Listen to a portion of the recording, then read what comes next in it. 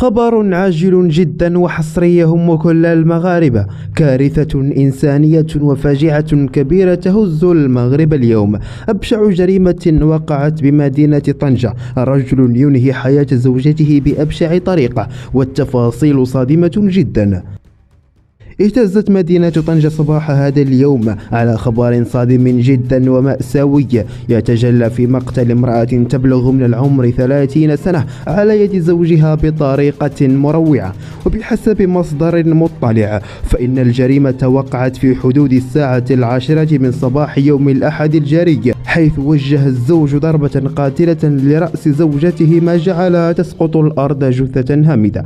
وبحسب نفس المصادر فإن السبب الرئيسي وراء هذه الجريمة يعود لاكتشاف الزوج لرسائل ومكالمات بين زوجته ورجال على مواقع التواصل الاجتماعي، الأمر الذي لم يتقبله فقرر إنهاء حياتها في الحين.